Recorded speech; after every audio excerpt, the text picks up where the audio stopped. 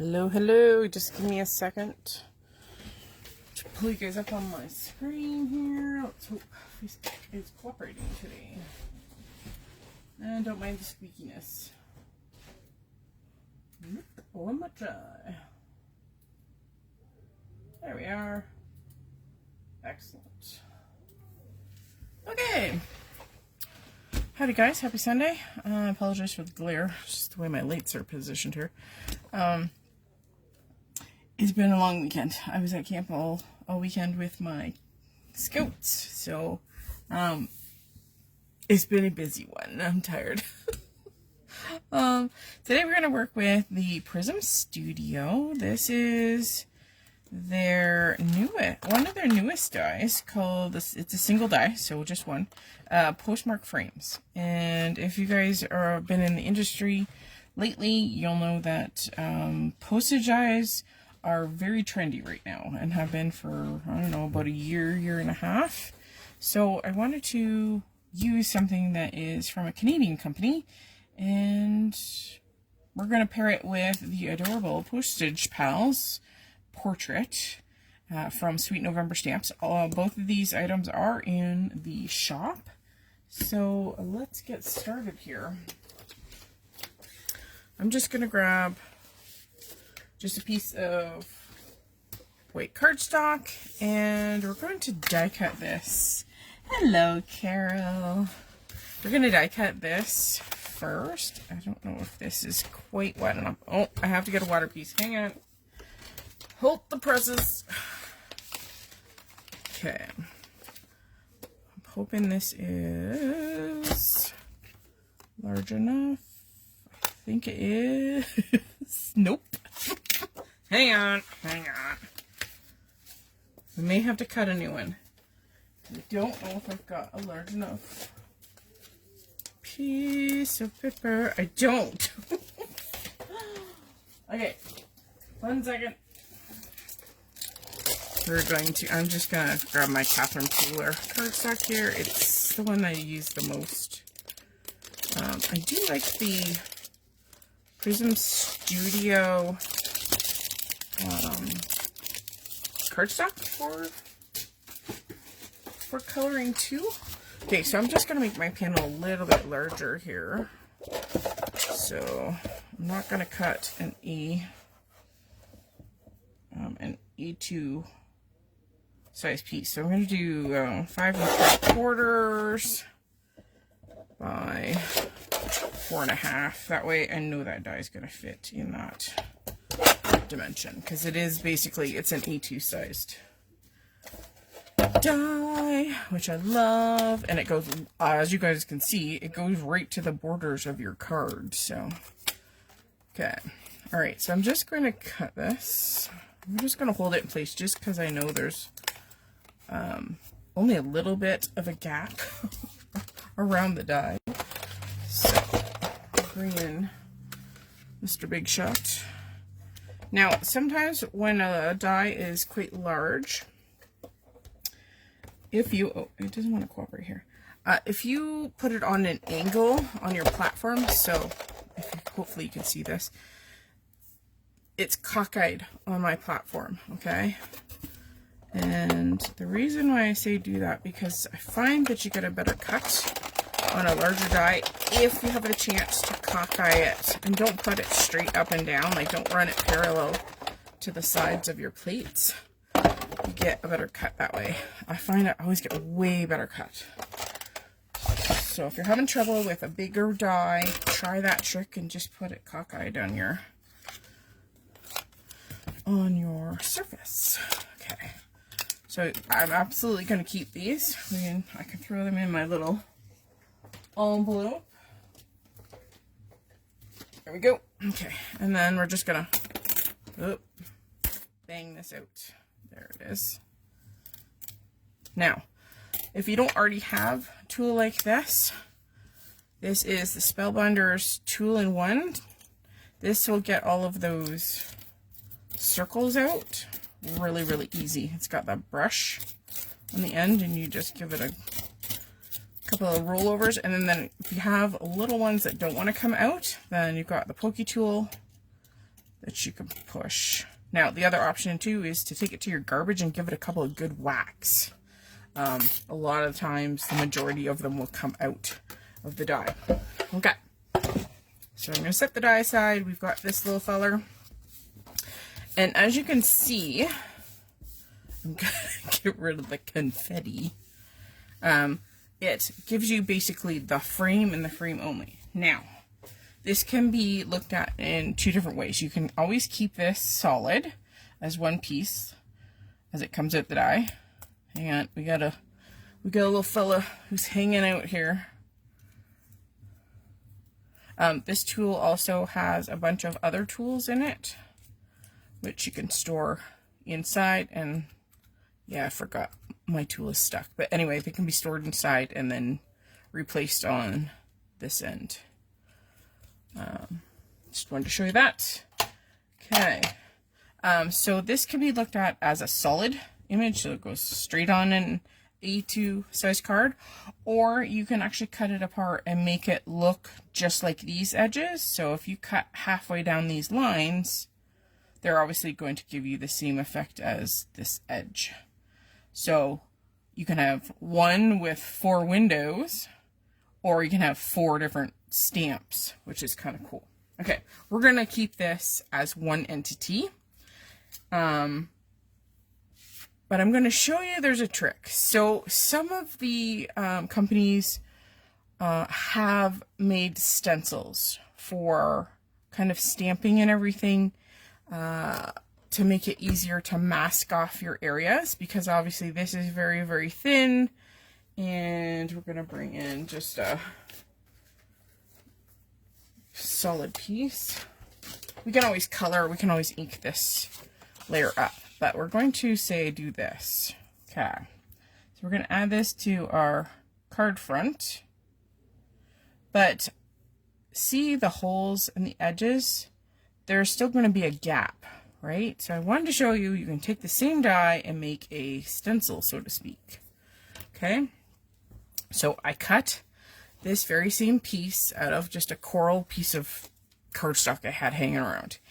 And then I used some just good old tape and I taped it back into the void so you can see the cut lines. So see, I've actually die cut it out. Okay, I've cut it out of that piece of paper, and then I've just stuck it back in and adhered it with just good old tape. And then to also mask off the circles, I took that and I just took some good old Scotch tape and covered those up. So now I actually have a stencil. So I can take this panel here, we can flip it over, and I can center it right off the back of that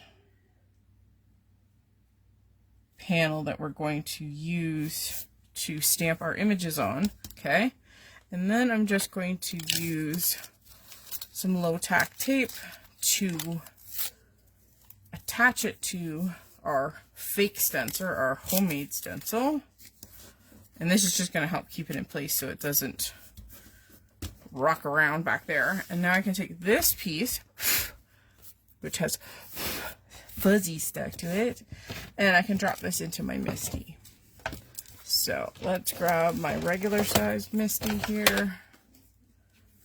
So now this acts as a stencil, so I don't actually have to do any weird blocking on my panel, and I don't have to worry about having my color seep and all that jazz. So this is going to act as a stencil. Now if you find that this might pick up a little bit, you're just going to have to be really careful when you do, say, your blending and stuff like that, if that's what you choose to do. So just be aware. But now all I see is my panels. That's it. So eventually once my panel comes off, this is going to literally slip over top, and it's going to look like I completely did that on purpose. But this is the faster way than trying to mask off each shape. That, hopefully that makes sense. Okay, so we're going to pull in the Postage Pals Portrait stamp set by Sweet November Stamps, and we're going to use it and build it into our pattern, our postage areas. So let's see, what can we put in here?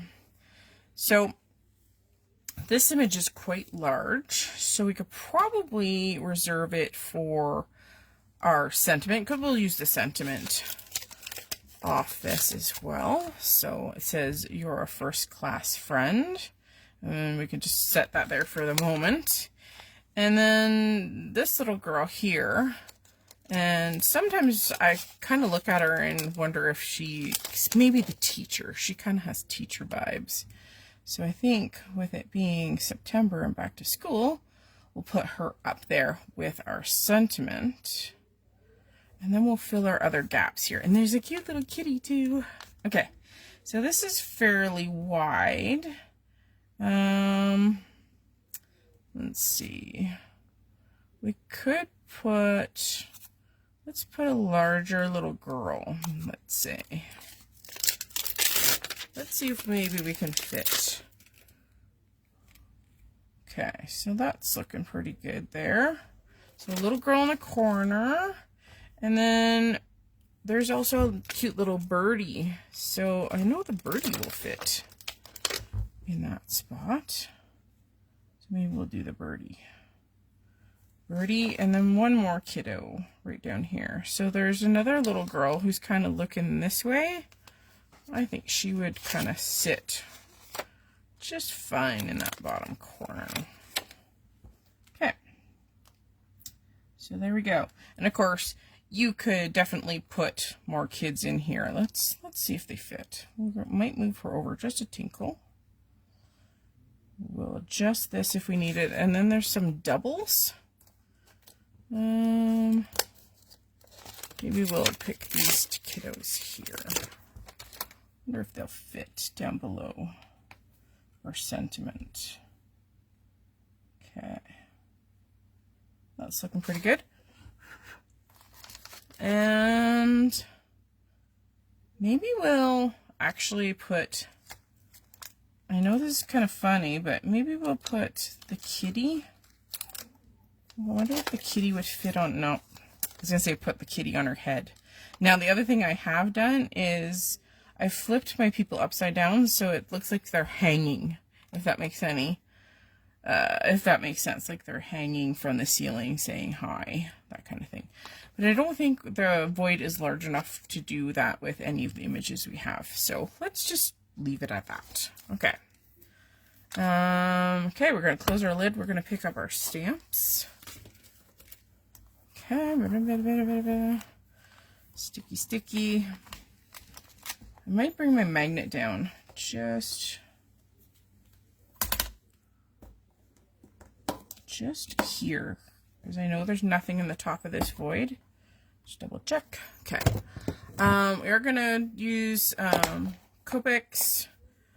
Okay, I'm gonna use Memento Tuxedo black ink, and I'm gonna do this. Whoop, the sentiment.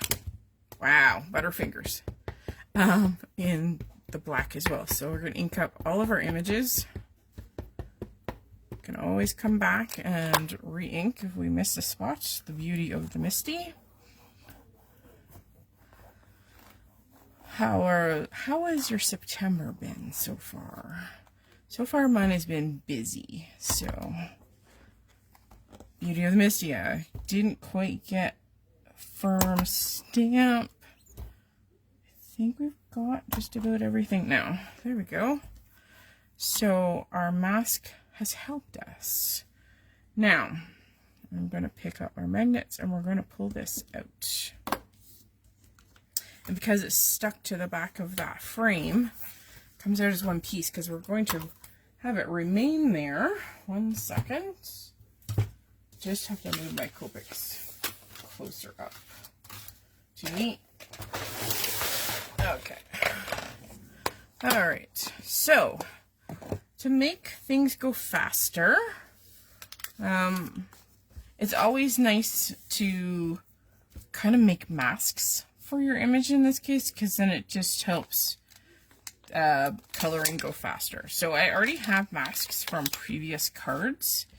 So these are cut using our Eclipse masking tape. So I literally just have to drop them in. And as you can tell, apparently I used a green background on my previous card. And so we're going to drop our masks right over top. These were just hand cut out. Okay. Eclipse masking paper comes in a roll like this. It's about 6 inches. Hi, Bonnie. I know, getting back into the routine. And it's single-sided. It's like paper, sticky paper. Okay, so you just cut off a piece, or I sometimes even just put this right on my desk and take a stamp and stamp it right on the paper, and then you cut it out. But the nice thing is it's 6 inches long, and of course you can make it as long as you need it, and use as much as you need. So it's very, very handy to have. This is one of the tools that I use the most in my craft room, just because I do a lot of coloring and masking and things like that. Okay, so we have a little girl down here that needs it. And it looks like I do not have a mask for this little girl, so we're going to show you. And we need one for the bird too, so I'm going to show you how to do that. Okay, generally I just grab one of my mini Misties. Haha, no peeking. And I'm going to peel off that little girl. And just put her anywhere, and then we're going to put the little birdie next to her. Okay. And then, like I said, you just peel this. And I don't need that much. Like I said, it's paper, so really easy to cut. And it stamps really nicely. Okay. I'm going to pick these up here. And you don't have to hold this down because it's sticky. And just make sure that my image completely hits the masking paper. And, oh, hang on. I just have to grab my ink here. Now I tend to, when I do my masks, I use a lighter colored ink. And the only reason why is that if I do ink blending sometimes, even though this is a paper surface, sometimes that ink transfers if you have like a wetter ink. So if I do a lighter ink, it's not going to smear like a black into your colored ink. So that's part of the reason why I don't do it in the black that maybe my stuff is already stamped in, if that makes any sense. Okay, fussy cutting her. So with these portrait piles, sometimes I leave a little bit of paper kind of hanging below their bodies or wherever they're going to kind of go down below. It just makes for an easier, I'm not going to have a void. So if you look closely, this little mask is not quite touching. So if I go and add color over top, there's going to be a little line of whatever ink I'm going to use. So I'm going to go in and add a little piece of masking paper to make sure that that remains uncolored from our background. So when you're doing fussy cutting, move the image and not your scissors, because that would just make it uncomfortable. This stuff cuts like a dream, so you just act like it's paper. And masks, if you cut on the line and not outside the line, you're going to not completely eliminate the halo that sometimes you get with masking, but you're going to minimize the halo or the white outline that sometimes you get with a void. So if you don't quite cut in far enough into your image, sometimes you get that little, I call it a halo. Okay, we can leave this one quite large because we're going right over the edge. So we're going to pop that on her. Go, and then we have just our little birdie here. So fairly simple. I know not a lot of people like fussy cutting, so this might not be for you, but I'm just showing you that it really is that easy. So very, very, I'm pretty quick at cutting masks, but it is what it is, guys. And cutter bees are my favorite scissor for doing this. They're comfortable in the hand. If you're looking for a new pair of crafting scissors, I highly recommend the cutter bees. They are my favorite. I'm going to save this for 2 seconds here. We're going to put this little feller over top his image. Sorry, I'm just trying to make sure he gets on there. Okay, so sometimes I use this as well. I can just cut this down. Like I said, there's a gap here that I don't want my background color. I might have to trim this. And I'm just going to cover that gap. And she's got one at the bottom of her body as well. That will actually fit. So I'm going to cover her gap. Just so we don't... Oh, not quite. Not quite. So we just cut another piece. The beauty of this is that this paper, because I think there's, forget how many meters there is on it. I think I have one. Let's see. 10 meters. That roll lasted me a couple of years, and I do a lot of masking. So just goes to show you how long that will last you. Oops. Okay. She's got a gap there too. It just happens. It just happens because of the way that you stamp and stuff like that. So, oh, that's not wide enough to stick. Okay. So you just make adjustments. Okay, there we go. So now I've covered the gap. Now we can very easily ink in or whatever we're going to do for our background here. So let's see. You guys can vote on this. We can use my Copic airbrush, so I can show you how to use that, or we can use some Distress Oxides. Hi, Lynn. I love fussy cutting. I know. It's a love or hate relationship with fussy cutting. Yes, it's a lifetime. But I mean, it's a good investment for, I think it's Gina K, where she just has sheets and you get like maybe 5 sheets in a package. This is a lot of sheets.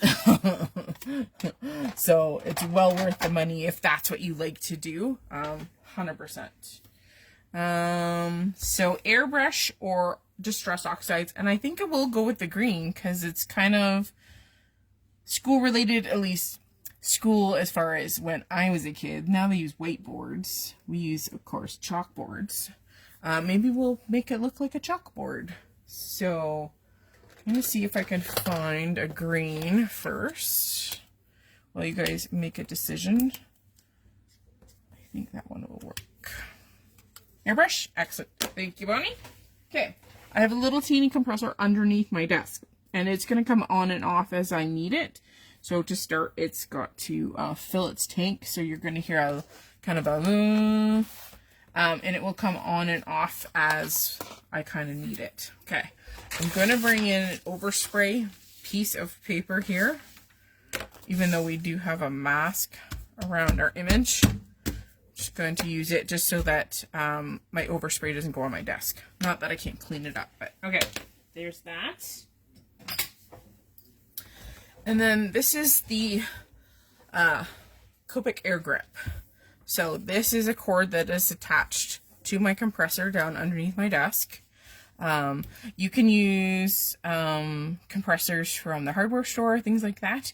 You'll just have to adjust it to your machine.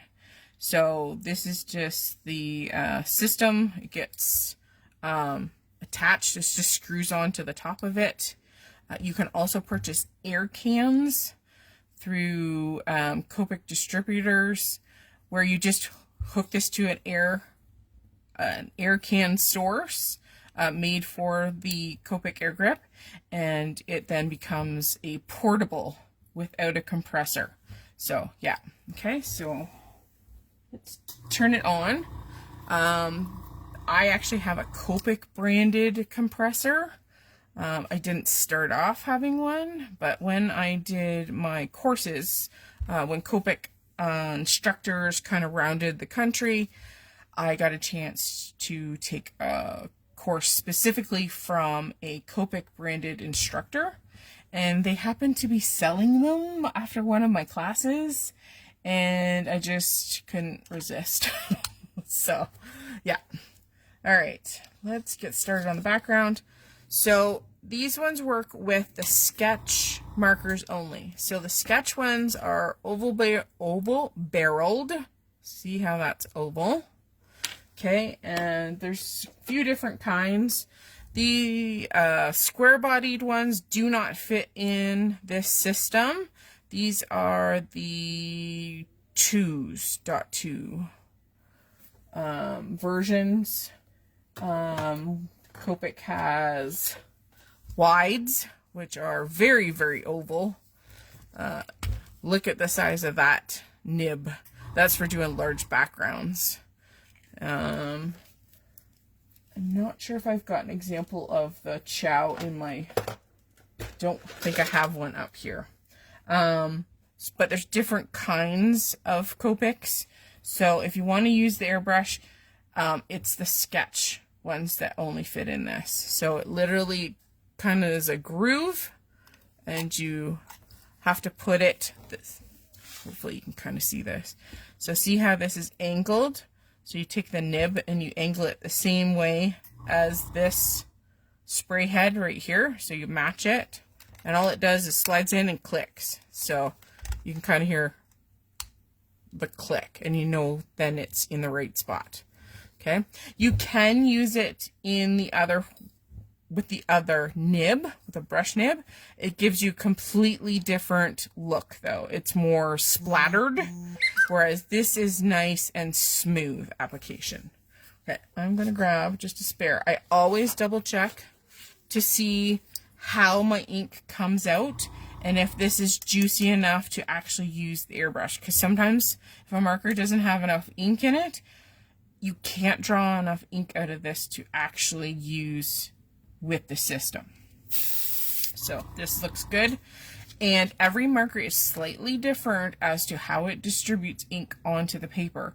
So I have some markers that seem to want to make a complete line, like it'll come out like almost like this out of the marker versus a circle. So I always test out my marker first to make sure that, number one, you got enough ink, and just how it distributes on the paper, because like I said, every marker is a little bit different. Okay, so that's looking good. So we're going to take this marker and we're going to do all backgrounds, because remember we have, I've got fuzz everywhere. I've got everything masked, all my people and my little bird, and I don't have to worry about our sentiment. These are translucent, so this will come through. Okay, it's not like a paint that's opaque. All right, let's get started.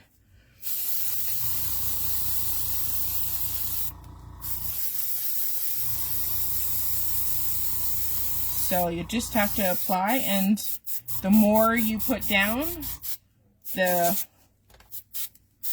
thicker the color, so to speak. I mean, like I said, it is transparent. So the more you layer, the darker it will get. So we'll put down a base layer first. You can depress it and hold it, but sometimes if I want ink to draw down, sometimes I'm just pressing. So I'm just putting my finger on this button to apply.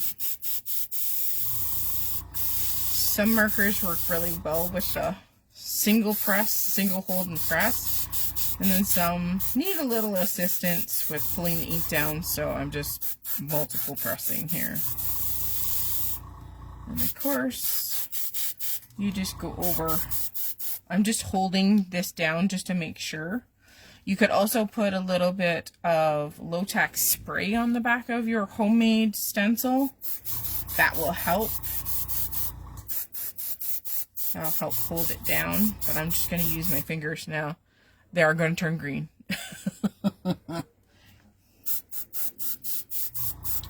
Oh, Bonnie, that'd be like a kid in a candy store. I can only imagine. I'd be giddy. Okay, I'm going to pull the 17 out.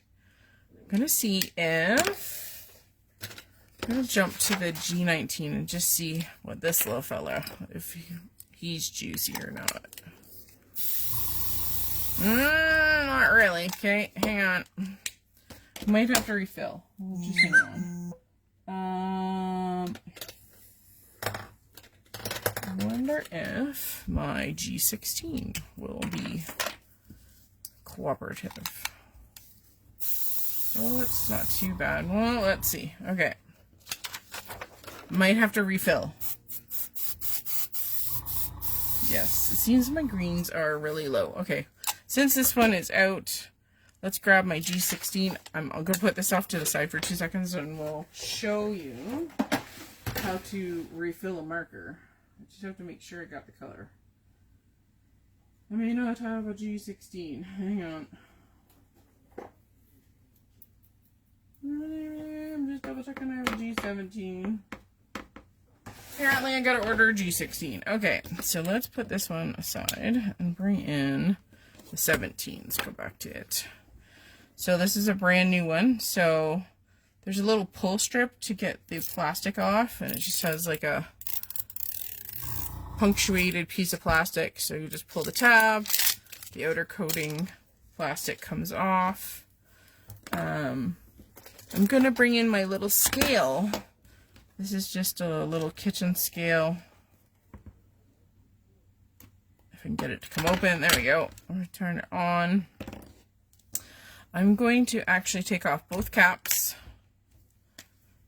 It's set to 0. I just want to know what the weight of my... It says it has ink in it, but it's lying. So it says 8.3 grams right there. Which means it should have enough ink to do this, but apparently it just doesn't want to come out. All right, so I'm just going to take a designated pair of tweezers. You can drop ink through the nib, but it's a lot faster to do it this way. So I'm just going to pinch the fat nib. Do not take these nibs out because you will break them and crush them. You'll have to replace it. If you do the large nib, then it comes out really, really easy. You just pinch it and it comes out. And then you just twist off the top, and it has a needle nose application, and you just kind of squeeze. So you put the pointy end in, give it a couple of squeezes. Don't go overboard. That's what the scale is for. So I'm just going to drop this on the scale. Whoops. With the nib. It's going to tell me how much ink I put in it. So remember, it started at 8.2. It's now 8.5. I do not want to fill it over 9.2 grams. So this one will just have to squeak in the ink. This just makes sure that I don't overfill it. 8.9. I think I'll do one more good squishy. 9.1. Okay, we'll leave it at that. That is good enough. Okay, just screw back on the ink refill. You can order these through the store. Rhea doesn't stock them in store, but she will order them for you. So on demand. So if you need like 4 colors and those are the 4 that you order, you're good to go. Okay, so I just threw the nib back in. See, it's back in. I got both my caps. I'm going to leave my caps off. I'm going to close and put the scale away. Because this is now juicy, it needs to settle into, there's a cotton barrel to this Copics, and that's how it holds the ink in the marker. It needs to go and distribute throughout that little cotton coil.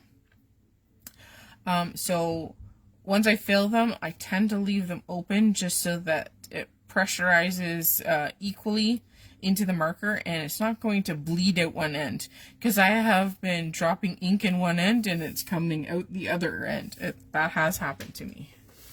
Okay, so let's do a tester. Click that in.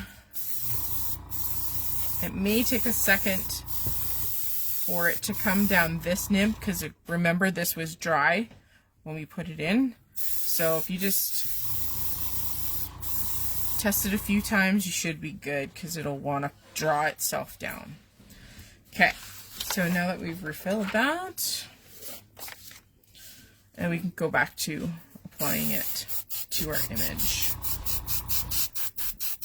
And by pulsing it, I'm getting much better ink distribution now, and it's much juicier than it was, so yay!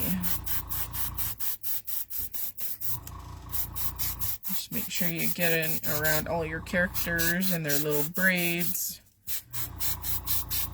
And we might have some spray that sneaks under our stencil. It is what it is, but we try our best. It's a handmade card, people. But see how with the level of ink now, I'm getting much better coverage.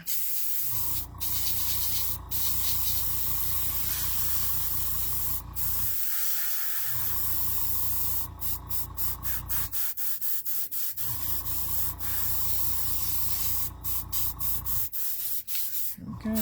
Just making sure we got at least an equal coverage here. I don't know how much coloring we'll get done. I typically don't go over an hour. Okay, so I'm just going to put my cap on, click on, and then it'll be easier to take the marker out. Okay, so there we go. I'm going to turn off my compressor, otherwise it's going to be coming on and off.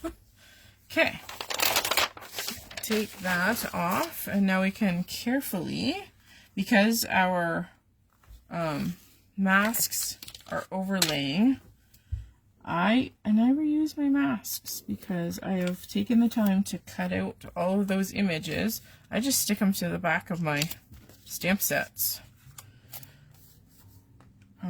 Because why wouldn't I use them again? Because the paper is actually sticky enough to reuse, as you can see, because remember, we only had to cut 2. Now getting it off, sometimes that's a different story when you got nails. Ah, it doesn't want to come. We'll come back to that fella. Okay, we'll peel off the school teacher. Put her back. This little girl here. Put her on. Let's see if we can get the little birdie. Might have to go in. Okay, so if you can't do that, use your pokey tool. Hopefully without gouging into your paper down below, you can pick up an edge. And usually that works. Okay, little birdie. And I just couldn't pick this up with my fingertip. That was my problem. Come on. I have to bend it a little bit. This one is being stubborn. That's what happens when you're live. Normally it would come off like a breeze when I'm all alone. There, okay.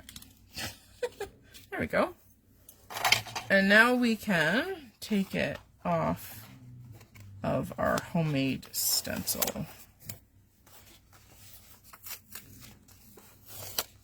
There we go. And hopefully we didn't have too much bleed through or bleed under our masks. Oh, it's not too bad. So that allowed us to mask off any of those dots so that our frame goes right over top. See? There we go. So we have nothing underneath. Now you absolutely could have just left it, but I like the idea of just knowing that it's crisp and clean. Okay. So we're doing okay on time. We'll at least color up one of these little bibis. So let's do the teacher. Let's bring you guys in a little closer here. Hang on.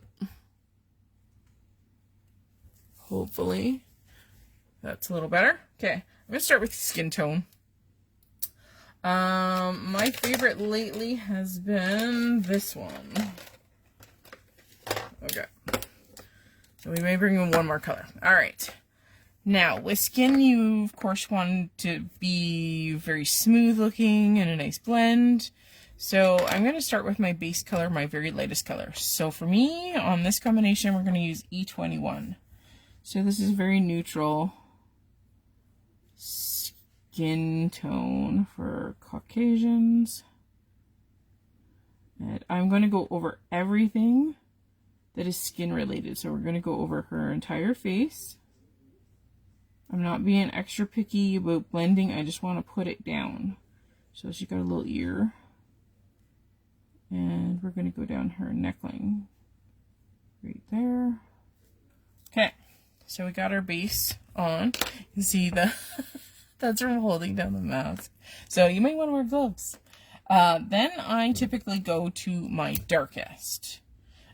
So we're going to use E13, and I'm just going to give her a little bit of shadow on her face.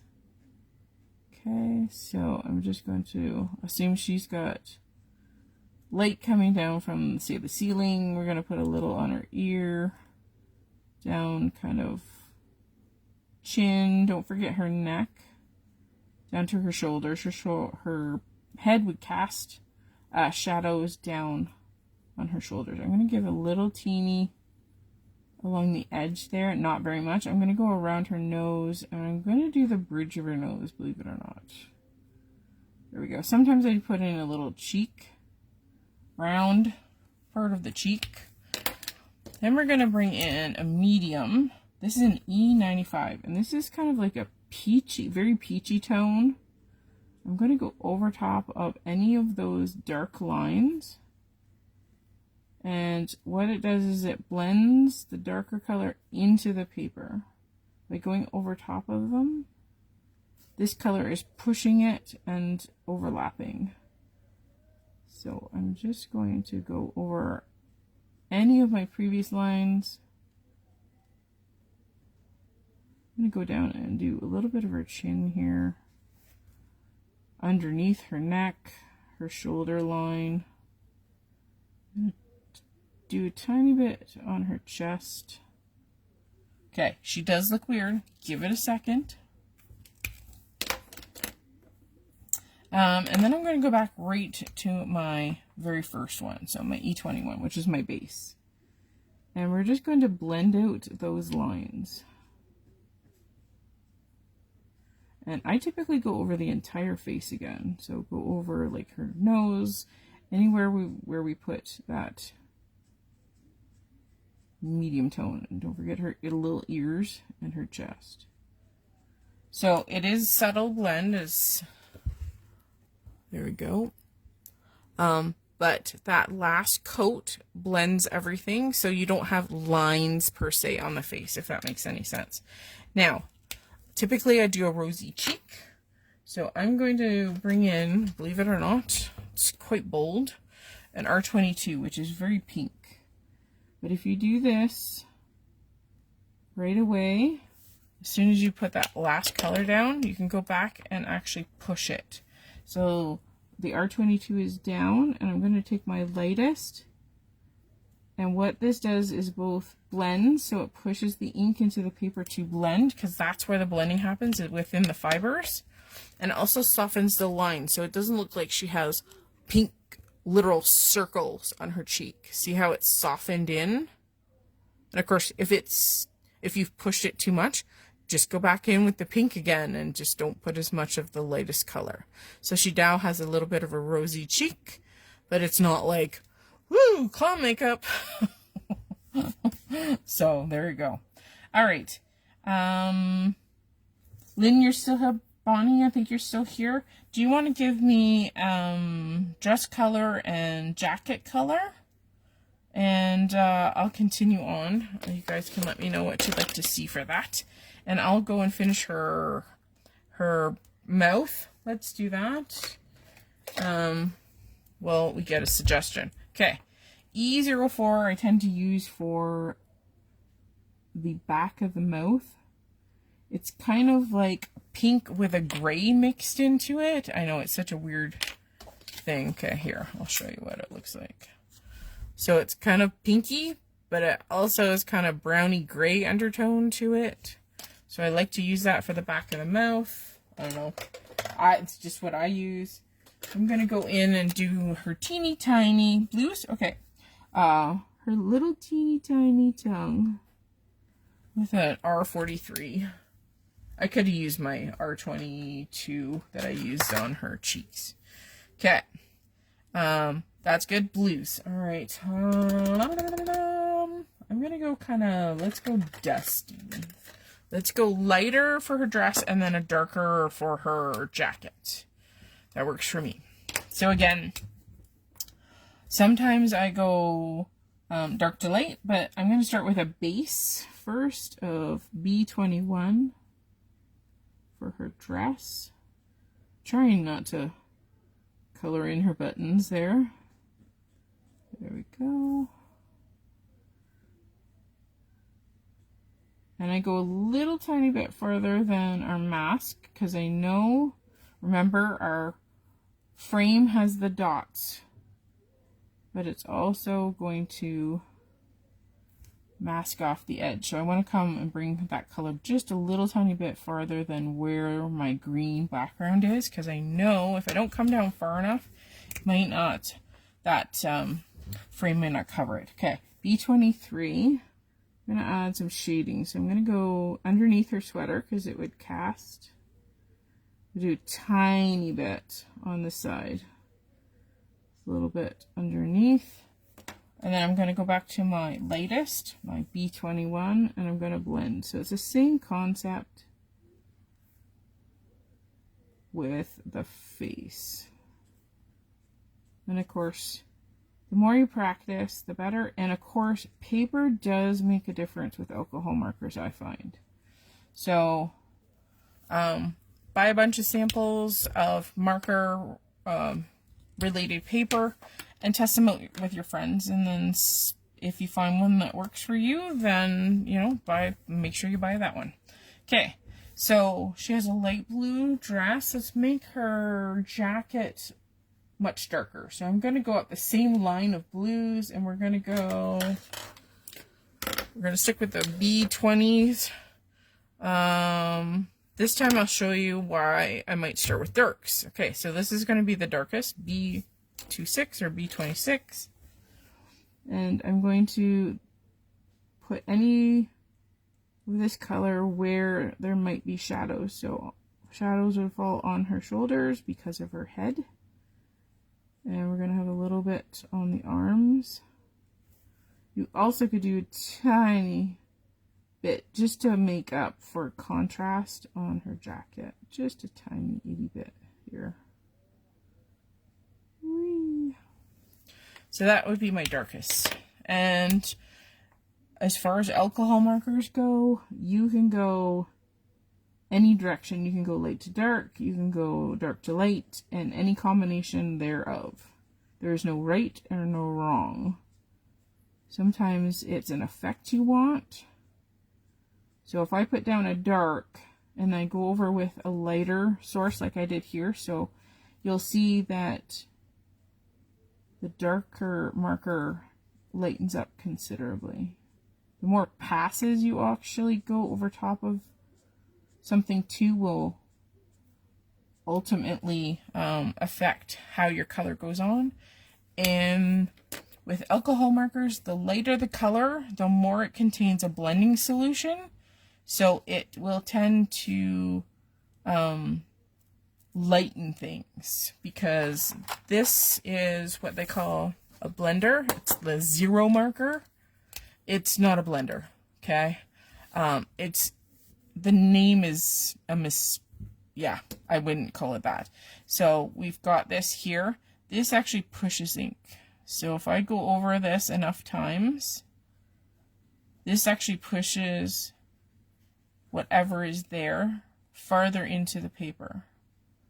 So it almost acts like a bleaching.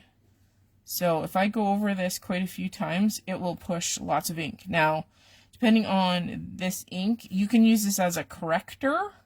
So if you go out the lines, you can use the 0 to push the ink down into the paper to get rid of the where you've gone outside the lines. You can add texture like dots, but however many times you go over it, and it depends on the ink. So the darker the ink, the less you're going to be able to push it into the paper or move it. So like a dark red is very hard to push, but a light pink might be very easy to get rid of. Okay, so it's not a total corrector, but it definitely can be a great tool to have. So definitely always have a 0 colorless blender, and you can get huge refills for them as well. Okay, hair. You guys let me know what color of hair, and we're gonna do her little hair holder there. Well, you put in a suggestion. I'm gonna put a little bit, we're going back to her sweater color. So that's a little tiny touch of B26, and we're gonna go back to the B24 and just finish off her little hair tie there, holding up her ponytail. She's so cute. Okay. Now, I'm looking at this, and see there's a gap here in our two little friends. Now, it's not going to completely match, but I want to go in and see if I can color match this. Because when you spray, your color always comes out a little bit lighter than if you were to color it. So if I were to spray this blue, it would come out a lot lighter because it would be a thinner application. So just be aware that pick a color and then just know it's going to go on lighter. Okay, I'm just going to test this. This color looks pretty good to the background. So I can fake it that we actually sprayed this little spot. And this also would help with any areas where you didn't get enough ink for because of the mask. Remember I said how you get a white halo? So you can use a similar color to go in and fix your halos as well, hopefully without marking. Okay, so that was just the G02 because it's about the closest color without, because I don't want to bring the actual color. Remember, it's quite a bit darker. See how this is a lot lighter than that. I know camera doesn't show it really well, but this versus this is very different. Okay, I'm just gonna go on for hair here. Let's keep it simple, and I'm gonna go into the 20s, E20s. Okay, I am for hair. Going to start with the darkest, E29, and we're gonna make her hair. Gonna put in our dark shadows. So I'm gonna start down the center there because there would be a little tiny bit of a shadow down there. I'm gonna come up the side here, and by doing these strokes, I'm also adding texture to her hair. You can actually have blended hair, but I like it when it's got some detail to it. So I'm just using very, very tip of my marker. I know for a fact this marker has a very nice fine tip. As your markers get used and age, your tips are going to change because of pressure and use and just getting older. So you may have to replace nibs, which I have. Very easy to do. Remember how we took the nib out of our marker to refill? You're going to basically do the same thing, but just to the nib that you need to replace. Use some tweezers. These ones are much harder to get out than the flat nibs. So just be aware that I've actually taken them out, and the core, the outside has come off, and then there's like kind of an inner core to it, and it stayed in, so I had to kind of almost take it out twice. So be aware they're a little bit more stubborn to take out. Okay, so that was E29. I'm going to go to my secondary, or my mid-tone, my E27. And we're going to go in and extrapolate the color. She's got a little peaky down here. I'm just going to fatten up these lines, so to speak. So my mid-tone is a little bit lighter than the previous marker. So I'm just going to fatten up those lines almost, extend them up, make them longer. Sometimes I color in areas that are much darker. Say for instance, this part of her ponytail would be a little bit darker closer to her head because it would be in shadow. But I mean, there's no wrong way to color. You do you. I'm just extending the flickies, the flick marks. Okay.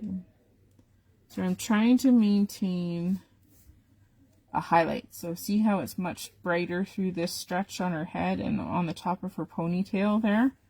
Because that's where the light would be bouncing off of the most if we had overhead lights. And again, coloring, you don't always have to have a directional light source. I mean, when you're first learning, just learn to use and color with your markers. Don't worry about light sources and all those silly things. E25. So this is, I'm going to call this my almost, I think I'm going to go in with a little bit lighter. This one is juicy. So I'm still leaving a highlight. So I've still got white paper. There we go. And I'm just going over this again because I'm going over that previous ink. It's going to push and blend. Push into the fibers of the paper and blend. Again, I'm going to leave some white of the paper up there. I'm going to color out pretty much that whole curl there. Okay. And you can change the direction of your paper. If you find that you flick up more easily than coming down, you get a better product, a better line, just rotate your paper, okay? I'm just so used to doing it both ways because I do it often enough on camera. So, okay, so that was almost our latest, because I think I'm going to go in and I'm going to actually go to a very light E11. And at this point, I'm just going to color it out.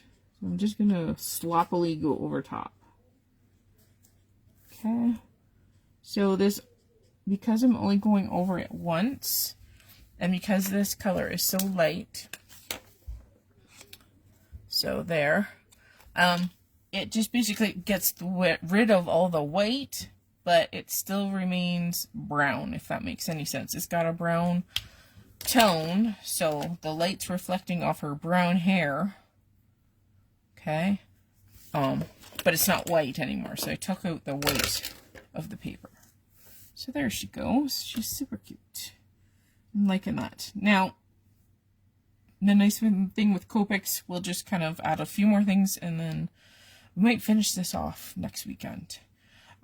Let's do a little bit of design on her sweater. Maybe she's got some stripes.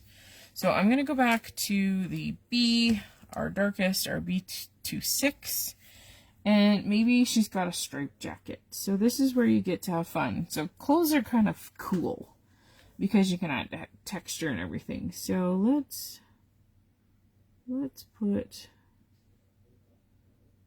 maybe some stripes on her sweater here. You don't have to go all the way up, but maybe we'll just do 2 stripes on her bottom of her jacket. There we go. So yeah, clothing you can have fun with because you can do all kinds of patterns. You could put polka dots on it, stripes. You can even do a knitted texture. Maybe this is a knitted sweater. We can do that another time. But there we go. So going all back to kind of the things that we learned, we took a very simple die and we made ourselves a fake stencil, if I can find it. Oh my god, there it is. We made ourselves a fake stencil using the die, so you can use your dies that way. Just good old like scrap piece of cardstock and some good old Scotch tape, and we made a mask or a stencil for this. And then the next time we come back, we'll finish off the coloring of our little kiddos, and we'll complete our card with our fun postage mark frame. So there we go. Thanks for joining me today. Stay tuned next week where we'll finish off today's card, and I think I'll give it away. So join me on Sunday at 8 p.m. Eastern, and I will be giving this card away when we're done. And you guys can all contribute as to what kind of colors and things that we'll do with our little kiddos. Awesome. Until then, have a great week, and I'll see you again next time. Bye now.